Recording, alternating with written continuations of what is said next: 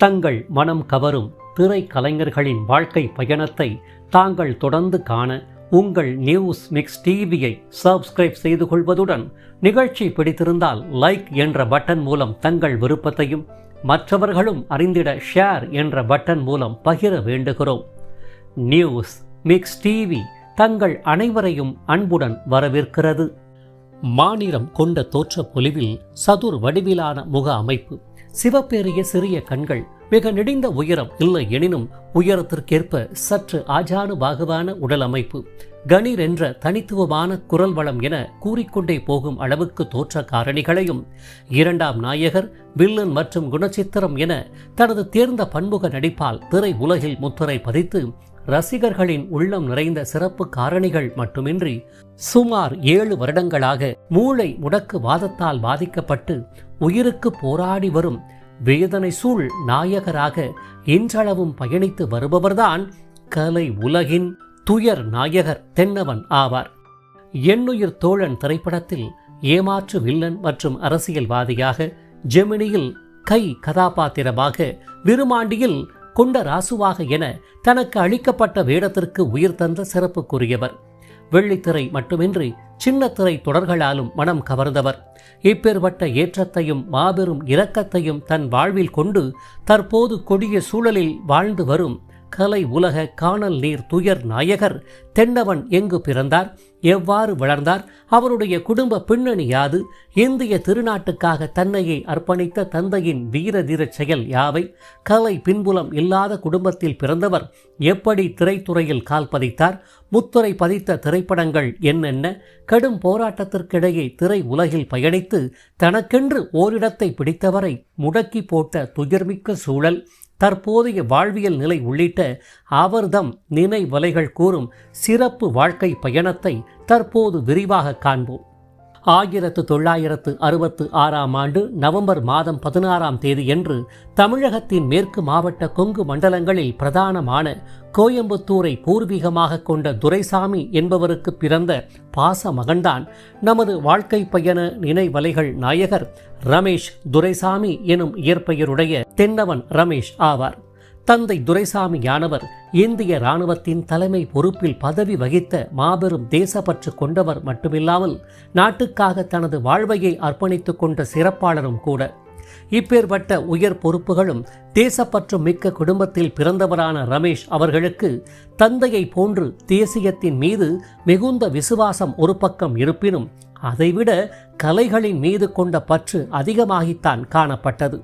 சிறுவயது முதலே தங்கள் ஊர் திருவிழாக்களில் இடம்பெறும் கலை நிகழ்ச்சிகள் மற்றும் டூரிங் டாக்கீஸில் வெளியாகும் திரைப்படங்களை கண்டு அது போலவே தன்னை மாற்றிக்கொண்டு ஆடல் பாடல் வசன மொழிகள் என கலைகளின் இளவரசராக வளர ஆரம்பித்தவர் பெற்றோரின் வழிகாட்டுதலின்படி கோவை பீளமேடு பகுதியில் இயங்கி வரும் PSG சர்வஜனா உயர்நிலை பள்ளியில் தனது கல்வியை வெற்றிகரமாகவே ஆரம்பித்தார். பள்ளியில் நடைபெறும் ஆண்டு விழா கலை நிகழ்ச்சி போட்டிகளில் நாட்டியம் மற்றும் நாடக வடிவில் தனது கலை ஆர்வத்தை வெளிப்படுத்தி பாராட்டுகளையும் பரிசுகளையும் வென்றே வந்தவர் இவ்வாறு கல்வியையும் கலைகளையும் தனது இரு கண்களாக பாவித்து வளரவும் ஆரம்பித்தார். இதன் பின்பு தனது பள்ளி கல்வியை இனிதே முடித்து கல்லூரி படிப்பையும் சிறப்புடனே தொடர்ந்து வந்தார். தனது செல்ல மகன் ரமேஷை தன்னை போல் இராணுவ உயரதிகாரியாக காண வேண்டும் என ஆசைப்பட்ட தந்தை துரைசாமிக்கு மகனின் கலை ஆர்வம் பெரும் குறுக்கீடாகத்தான் அமைந்து போனது எனலாம். இதன் பேரில் இராணுவத்தில் எதிர்ப்படையுடன் போராடி வெற்றிகளை கண்டு வந்த தந்தையாருக்கு மகனின் கலை ஆர்வத்துடன் போராடி வெற்றி பெற முடியவில்லைதான்.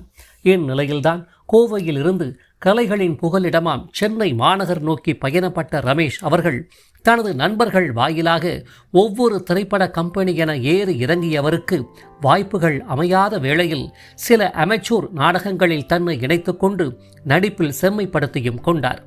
இவ்வேளையில்தான் கிராமத்து மனம் கமழும் படைப்புகளை வாரி வழங்கி கொண்டிருந்த இயக்குனர் இமயம் பாரதி ராஜா அவர்கள் பலரும் வியக்கும் வண்ணம் இவற்றுக்கெல்லாம் மாறுபட்டு குப்பத்து வாழ் மக்களின் வாழ்வை பிரதிபலிக்கும் வகையில் காதல், அரசியல் என இரண்டையும் அதனுடன் இரண்டர கலந்து திரைப்படமாக்க விரும்பினார். இதன் பேரில் புதுமுக கலைஞர்களை தேடி வந்த வேளையில் தன்னுடைய கதை இலாக்காவில் பணிபுரிந்து வந்த KS பாபு அவர்களை கதையின் ஹீரோ தர்மாவாக அறிமுகப்படுத்தி கதையின் ஹீரோயின் சிட்டு கதாபாத்திரத்திற்காக புதுக்கோட்டையைச் சேர்ந்தவரும் ரயில்வே துறையில் பணிபுரிந்து வந்தவருமான சாந்தி என்பவரை தனது ஆர் சென்டிமெண்ட் வரிசையில் ரமாவாக பெயர் மாற்றம் செய்து வாய்ப்பளித்தார். இருப்பினும் நெகட்டிவ் இரண்டாம் ஹீரோவாக தோன்ற ஒரு நாயகன் தேவை என்ற ரீதியில் பாரதி ராஜா தேடி வந்த போதுதான் கண்ணில் பட்டவர் அப்போது வாய்ப்புகளை தேடி வந்த ரமேஷ் ஆவார். தான் எண்ணிய பொன்வண்ணன் கதாபாத்திரத்துக்கு ஒத்துப்போகும் சாயல் கொண்ட ரமேஷை உடனே அக்கதாபாத்திரத்தில் தோன்ற வாய்ப்பளித்ததுடன் இயற்கையிலேயே கணீர் குரல் வளம் கொண்ட ரமேஷுக்கு தனது பின்னணி குரலில் வசன மொழிகள் பேசி தென்னவன் என்ற பெயரில் திரை உலகில் அறிமுகப்படுத்தினார் பாரதி ராஜா அவர்கள். கதையின்படி சென்னையில் குயிலுக்குப்பம் என்ற பகுதியில் தாயாரால் தூக்கி வீசப்பட்ட குழந்தையை பாசத்துடன் தர்மா என பெயரிட்டு அக்கா வடிவுக்கரசி வளர்க்க, பின்னர் ரிக்ஷா தொழிலாளியாக மாறிப்போன தர்மனுக்கு அவன் சார்ந்திருக்கும் அரசியல் கட்சியும் கட்சியின் தலைவரும் தெய்வமாகி போக, இது ஒரு புறம் எனில் விளாத்திக்குளம் என்ற கிராமத்தைச் சேர்ந்த வசதி படைத்த சிட்டு என்ற பெண் அவ்வூரில் நாடகம் போட வரும் பொன்வண்ணன் என்ற இளைஞனிடம் மனதை பறிகொடுத்து வீட்டுக்கு தெரியாமல் நகைகளை அணிந்து கொண்டு ஊரை விட்டு ஓட நினைக்க, இறுதியில் சிட்டுவை பரிதவிக்க விட்டு நகைகளை எடுத்துக்கொண்டு தன்னுடன் ரயிலில் பயணிக்கும் மற்றொரு பெண்ணுடன் எஸ்கேப் ஆகும் காட்சியில் தென்னவன் எனும் ரமேஷ் தோன்றி மாறுபட்ட கதாபாத்திரத்தில் ரசிகர்களின் வசவு அர்ச்சனைகளை வாங்கி குவித்திருப்பார். கவிதை பாடுகிறேன் பேர்வழி என, ஐயையா முடியல சாமி என ரசிகர்கள் கூறும் அளவுக்கு பாரதி ராஜாவின் பின்னணியில் வசன மொழிகள் பேசி சலிப்பு தட்ட வைத்திருந்தாலும் பின்னர் சினிமா ஹீரோவாக வளர்ந்து அரசியலிலும் பிரவேசித்து இறுதியில் குயிலுக்குப்பத்தின் வேட்பாளராகவும் மாறி தர்மன் எனும் பாபு அரசியல் சதியால் கொல்லப்பட, தான் முன்னர் ஏமாற்றிய காதலியால் தானும் கொல்லப்படும் வேடத்தை ஏற்று நடித்திருப்பார் தென்னவன் அவர்கள். டே தருமா என குப்பத்து பாஷையை இழுத்து வடிவுக்கரசி பேசுவதாகட்டும், இன்னாமே இது இன்னா யக்கா நீ என பாபு பேசுவதாகட்டும், போட்டி போட்டுக்கொண்டு வடிவுக்கரசியும் பாபுவும் நடிப்பால் குப்பத்து மனம் பரப்பி இருப்பர். திரைப்படம் எதிர்பார்த்த வெற்றியை பெறாமல் தான் போனது. இளையராஜா கங்கை அமரன் பாடலிசை கூட்டணியில் மலேசியா வாசுதேவன் அருண்மொழி பின்னணியில் ஒலித்த ஏ ராசாத்தி ரோசாப்பு வா வா வா என்ற பாடலில் ரமாவுடன் இணைந்து தென்னவன் நடித்திருப்பதை மறக்க முடியாதுதான். ஆடியோ வடிவில் வெளியாகி பெரும் ஹிட்டான இளையராஜா சித்ரா பின்னணியில் ஒலித்த மச்சி மன்னாறு என்ற பாடல் திரைப்படத்தில் இடம்பெறவில்லை என்பது கூடுதல் தகவலாகும். மாபெரும் எதிர்பார்ப்புகளை ஏற்படுத்திய எண்ணுயிர் தோழன் வெற்றி பெறாமல் போன நிலையில் பாரதி ராஜாவால் திரை உலகில் முன்னேற்றம் கண்டவர்கள் வரிசையில் பாபுவும் தென்னவன் ரமேஷும் மற்றும் ரமாவும் ஜொலிக்காமல் போனது வருத்தமே. பாபு அவர்கள் தமிழ் திரை உலகில் யதார்த்தமிக்க நடிப்பாற்றல் படைத்த ஹீரோவாக படிப்படியாக முன்னேற்றம் கண்டு வந்த வேளையில் 1991ஆம் ஆண்டு மனசார வாழ்த்துங்களேன் என்ற திரைப்பட படப்பிடிப்பின் சண்டை காட்சியில் சண்டை பயிற்சி மாஸ்டர் வேண்டாம் என தடுத்தும் கூட மாடியிலிருந்து கீழே குதிக்கும் விதமாக உண்மையாக சண்டையிடுகிறேன் என டூப் இல்லாமல் அப்படக்காட்சியில் நடிக்க, இதனால் ஏற்பட்ட முதுகு தண்டுவட முறிவு காரணமாக 32 ஆண்டுகள் படுத்த படுக்கையாகித்தான் போனார் பாபு அவர்கள்.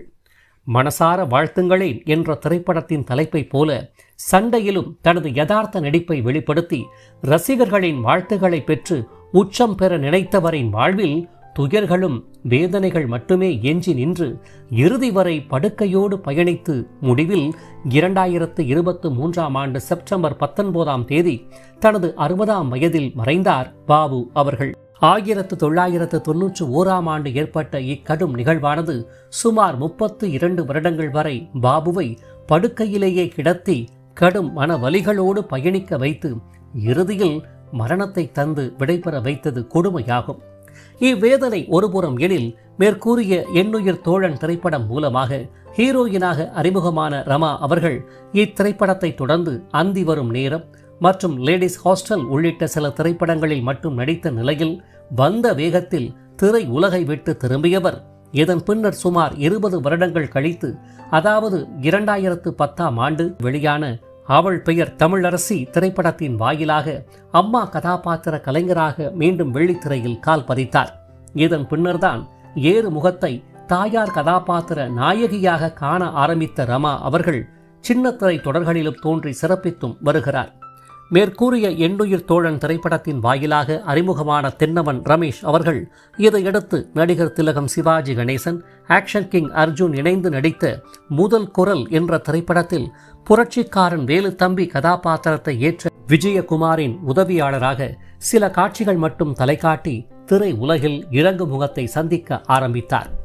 இதையடுத்து சரத்குமார் நடிப்பில் வெளியான வேலுச்சாமி என்ற திரைப்படத்தில் சில காட்சிகளில் தலை காட்டியவருக்கு இதன் பின் திரைப்பட வாய்ப்புகள் சரிவர அமையாத நிலையில் இயக்குனர் என்ற நிலையை எட்டிவிடும் நோக்கில் நடிப்பிற்கு விடை கொடுத்தவர் இயக்குனர் ஆவதற்காக முயற்சி செய்து வந்த போது ஆண்டுகளும் உருண்டோட அத்துறையும் ஏமாற்றத்தைத்தான் தந்தது எனலாம்.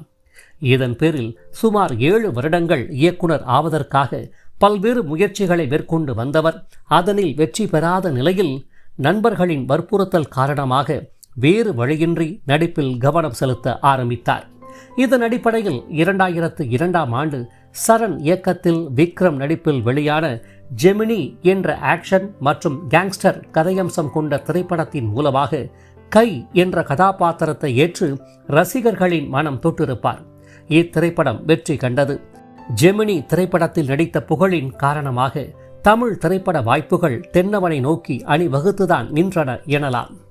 இதன் பின்னர் மாதவனுடன் ஜே, எதிரி, ஜெய்யுடன் காலாட்படை, சரத்குமாருடன் திவான், சத்யராஜுடன் ஜோர் என நடித்து வந்தவரை புகழின் உச்சிக்கு கொண்டு சென்ற திரைப்படம்தான் கமலஹாசன் தயாரிப்பு, இயக்கம் மற்றும் நடிப்பில் வெளியான விருமாண்டி ஆகும். வணிக ரீதியாக பாக்ஸ் ஆபீஸ் வெற்றி கண்ட இத்திரைப்படத்தில் நல்லம நாயக்கர் எனும் நெப்போலியன் உறவினரான குண்டராசு நாயக்கர் கதாபாத்திரத்தை ஏற்று தனது தேர்ந்த நடிப்பால் உள்ளம் நிறைந்திருப்பார். செல்வராகவனின் 7G ரெயின்போ காலனி என தொடர் திரைப்படங்களில் இணை துணை கதாபாத்திரங்களை ஏற்று நடித்தவரின் திரையுலக திருப்பு முனையாக அமைந்ததுதான் உளவியல் த்ரில்லர் திரைப்படமான ஆயுள் ரேகை என்ற திரைப்படமாகும். இத்திரைப்படத்தின் வாயிலாக கதையின் நாயகராக உயர்வு பெற்றார் தென்னவன் ரமேஷ் அவர்கள். இத்திரைப்படமும் வெற்றி பெறவில்லை. பரமபதம் விளையாட்டில் நாகம் கொத்தியது போல அடிக்கடி இறங்கு முகத்தை கண்டு மனவேதனை அடைந்தவருக்கு மீண்டும் ஏற்றம் தந்த திரைப்படம்தான் 2005ஆம் ஆண்டு விஷால் நடிப்பில் வெளியான சண்டக்கோழி ஆகும். இத்திரைப்படத்தில் ராஜ் கிரணின் உறவினராக நடிப்பில் அதிரடி காட்டியவர் மேற்கூறிய திரைப்படத்தின் 2ஆம் பாகத்திலும் நடிப்பால் ரசிகர்களை நன்கு கவர்ந்திருப்பார். இதனைத் தொடர்ந்து தனுஷுடன் புதுப்பேட்டை, பரத்துடன் கூடல் நகர், அர்ஜுனுடன் மணிகண்டா, விமலுடன் வாகை சூடவா, ஸ்ரீகாந்துடன் சதுரங்கம், சசிகுமாருடன் சுந்தர பாண்டியன், விவேக்குடன் நான்தான் பாலா, சித்தார்த்துடன் ஜிகர்தண்டா, விஷாலுடன் கத்தி சண்டை, ரஜினிகாந்துடன் பேட்ட, அபி சரவணனுடன் சாயம் என நடித்து வந்தவர் SK முரளிதரன் இயக்கத்தில் வெளியான தில்லு இருந்தா போராடு என்ற திரைப்படத்தில் நடித்ததே தென்னவன் ரமேஷ் நடித்த இறுதி திரைப்படம் என அறியப்படுகிறது. இவ்வாறு படிப்படியாக பல போராட்டங்களை கடந்து திரை உலகில் வெற்றி பெற்றே ஆக வேண்டும் என்ற எண்ணத்தில் எண்ணற்ற பன்முக கதாபாத்திரங்களை ஏற்று நடித்தவரின் வாழ்க்கை காலத்தின் கண்களை நெருடியது போலும். பரபரப்புடனும் துடிதுடிப்புடனும் இயங்கி வந்தவர் 2019ஆம் ஆண்டு திடீரென ஏற்பட்ட மயக்கம் காரணமாக மருத்துவமனையில் அனுமதிக்கப்பட்ட நிலையில் தென்னவனின் உடலை பரிசோதித்த மருத்துவர்கள் அவர் கடுமையான மாசிவ் பிரெயின் அட்டாக் எனும் மூளைவாத தாக்குதல் பிரச்சனை காரணமாக பாதிக்கப்பட்டிருப்பதாகவும் இந்நிலை மிகவும் அபாயகரமானது என தெரிவித்த வேளையில் உறவுகளின் நண்பர்களின் ஆதரவுடன் உயர்தர சிகிச்சையை முறைப்படி மேற்கொண்டு வந்தார் தென்னவன் அவர்கள். இதன் பின்னர் அந்நோய் பாதிப்பிற்காக சிகிச்சைகள் எடுத்து வருவதாகவும் நிலைமை கவலைக்கிடமாக உள்ளதாகவும் செய்திகள் வெளியாகி பெரும் மனதுயரை ஏற்படுத்தின. இதனையடுத்து சுமார் 7 வருடங்கள் கடந்த நிலையில் திரு தென்னவன் பற்றிய செய்திகளோ அவர் நலம் பெற்றாரா இல்லையா, தற்போது எப்படி இருக்கிறார் என்ற தகவல்கள் எவ்வகையிலும் முயன்று இதுவரை கிடைக்கப்பெறவில்லை. தென்னவன் பற்றிய நினைவலைகள் தொகுப்பு உங்கள் நியூஸ் மிக்ஸ் டிவியில் வெளியான பின்னர் குறைந்தபட்சம் அவரை பற்றிய தகவல்கள் கிடைக்கக்கூடும் என நம்பப்படுகிறது. என்னுயிர் தோழன் திரைப்படத்தின் பிரதான நாயகர் பாபு அவர்கள் சுமார் 32 வருடங்கள் கடும் மனவேதனைகளுடன் மரணத்துடன் போராடி இறுதியாக மறைந்த நிலையில் ஒரு அற்புதமிக்க யதார்த்த கலைஞரை திரை உலகமும் ரசிகர்களும் முற்றிலுமாக இழந்த சூழ்நிலையில் மூளைவாத தாக்குதல் காரணமாக பாதிக்கப்பட்டு சுமார் 8 வருடங்களாக பயணித்து வருகிறார் என நம்பப்படும் திரு தென்னவன் ரமேஷ் அவர்கள் அந்நோய் பாதிப்பிலிருந்து மீண்டு வரும் வகையில் அனைவரும் பிரார்த்திக்கும் விதமாகவும் இந்நிகழ்ச்சி தொகுத்தளிக்கப்பட்டுள்ளது. இவ்வாறு எங்கோ ஒரு மூலையில் குடும்பத்தினரின் தகுந்த அரவணைப்பு மற்றும் ஆதரவின் பேரில் வாழ்ந்து வருவதாக நம்பப்படும் திரு தென்னவன் ரமேஷ் அவர்கள் விரைவில் பூரண நலம் பெற்று சமூக வலைத்தளங்கள் ஊடாக நேரில் தோன்றி பேட்டியளிப்பார் என்ற நம்பிக்கையுடன் காத்திருப்போம்.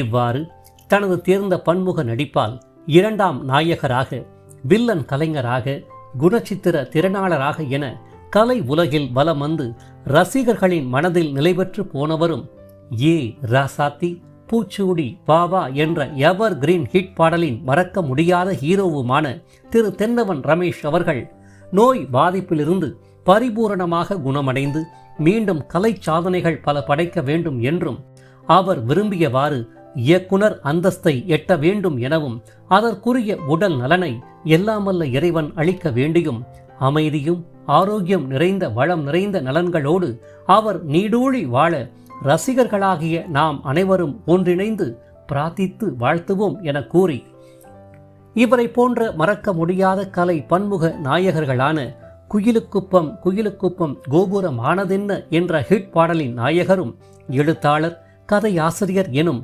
பன்முக திறன் கொண்டவரும் யதார்த்தமிக்க நடிப்பால் ரசிகர்களின் மனம் கவர்ந்து காலம் தந்த வேதனையாக முதுகெலும்பு பாதிப்பால் கடுமையாக பாதிக்கப்பட்டு 32 வருடங்கள் படுத்த படுக்கையாகி மரணத்துடன் போராடி விடைபெற்ற வேதனை நாயகர் பாபு அவர்களின் வாழ்க்கை பயணத்தை மேலே தோன்றும் இணைப்பின் மூலமாகவும், முரளியின் பாச தம்பியும் அதர்வாவின் அன்பு சித்தப்பாவும் நடிகரும் முதலமைச்சருமான திரு விஜயின் உறவினரும் தனது பன்முக திறத்தால் காக்க காக்க, வேட்டையாடு விளையாடு, வடசென்னை உள்ளிட்ட திரைப்படங்களில் நடிப்பால் மிரட்டியவரும், தாயாரின் மீது கொண்ட அளவற்ற பாசத்தால் ஆன்மீக பணிகளை செம்மையாக மேற்கொண்டவரும், தனக்கென்று ஒரு திருமண பந்தத்தை ஏற்படுத்தி கொண்டு பயணிக்காமல் இளம் வயதில் திடீரென மறைந்து போன டேனியல் பாலாஜி அவர்களின் வாழ்க்கை பயணத்தை மேலே தோன்றும் இணைப்பின் மூலமாகவும், பண்டரிபாய் தங்கை மகனும் மைனாவதியின் பாச புதல்வரும்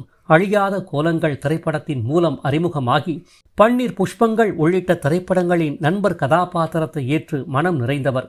யார் என்ற அமானுஷ்யம் பேய் திரைப்படத்தில் சாத்தான் குழந்தையாக தோன்றி ரசிகர்களை அலற விட்டவர்.